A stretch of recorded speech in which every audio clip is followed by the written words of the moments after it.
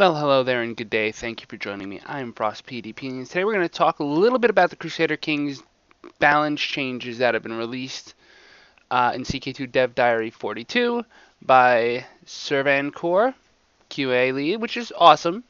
First of all, overall opinion, they're great.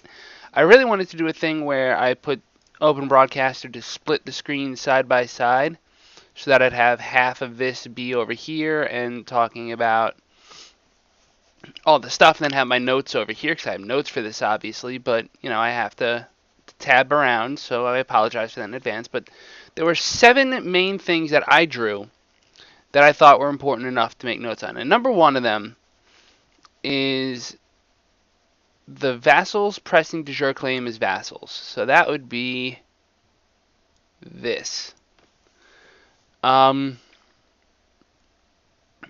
It's a situation where it really benefits the player because the AI won't do this, but let's say you are a vassal under the Byzantine Empire with a de jure claim on a province in a different vassal's lands. Let's say I'm a Stratago and there's a Doe who's got one of my provinces. That's de jure mine. Like, let's say somehow, I don't know, I have Athens and he has Epirus, and somehow I have Epirus as my de jure. I know that doesn't make sense, but let's just pretend that it did for a minute, like de jure drift or something. I can now press that claim, but the AI will not press that claim on their own. So it's basically a limit to the AI that gives the player an advantage. So I'm not sure if I like that. Number 2 is right below. You lose threat when you die if you lose land. First of all, you should lose threat when you die, period. A new character's threat should be based on some level of their prestige and included on, like, I don't know, right? It's hard to really follow that. But there should be cause for threat decay when you die, even if it's just 5%, something to get you out of the very, very, very top tier of you're totally screwed, your own religious orders will fight you. God, that's so stupid. It's just dumb. This is just interesting. When the holder of a vice royalty dies, they now get replaced in wars by their regular heir, not their liege. That actually just happened to me in my series, so in about a month you'll probably see it. What else do I have in my notes? Longer war taxes. So missions, right? And this even goes as far as EU4.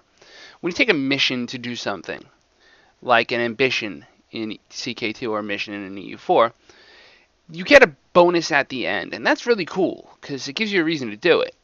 But some of these missions imply that like you're trying to actively focus on something in your country, and maybe you should get a bonus for it. Now, admittedly, the build a war chest ambition does give you the opportunity to extort your subjects, which of course I do by just imprisoning people and then ransoming them, but that's beside the point.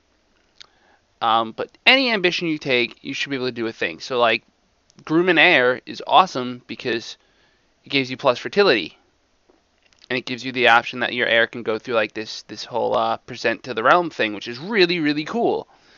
And there should be ambitions like that, even if they're simply like just practice your stewardship because it's below 6 or whatever. Anyway, they've increased the duration of war taxes to 5 years up from 3, so they're giving you more for building more money. Well, you've already got money, so unless you really, really, really need more money, I don't know. It does sort of reflect having like a better overall economy, but I don't know. I'm not sure. Capitals can be moved every 50 years rather than once per lifetime. So I'm curious about this because if it allows me to move a capital when I'm 16 and then when I'm 56, that's awesome. If it allows me to move a capital when I'm 16, my ruler dies at 50, and I have to wait 6 more years to move my capital back, that's a problem because then I can't move. I can't move it on a new character. I can't change my capital based on a character. So I don't know. I don't like that. I mean, I like it. It could be really good. It could be really bad. I didn't even know that merchant republics could have too few patricians and that they would draft people who are heir to a title, since that disinherits them. But they're focusing on disinheritance because one thing I saw, I think it's next on my list.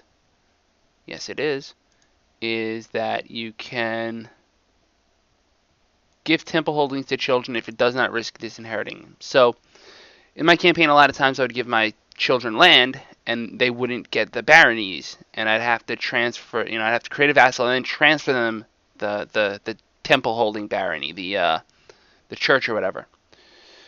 So that was annoying. Now I know that it's hard coded, and now if it's not going to disinherit them, it'll let me do that. So, but that does get rid of the opportunity to send your kid off to a temple if you have Gavelkind and just make them a temple. I think you're only left with Merchant Republic as a way to do that now.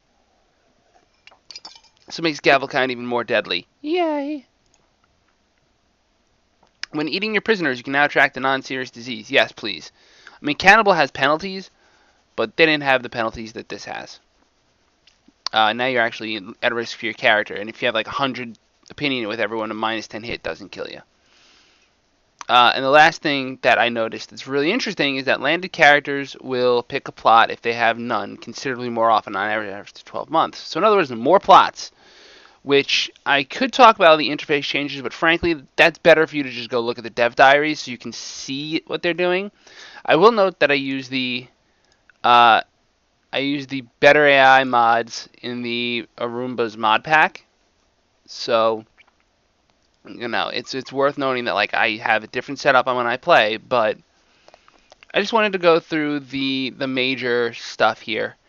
The expanded plot count is going to be deal withable due to probably better automatically stop plot filters. That would be a really good thing. If they haven't already considered it, please do. But anyway, I just wanted to go over what some of the most important changes that I saw were. What were some of the ones you liked? Hit that comment button and tell me what you think. Tell me I'm wrong. Tell me you think this should be a different way, or whatever it is. And until next time, as always on this channel, La Paz.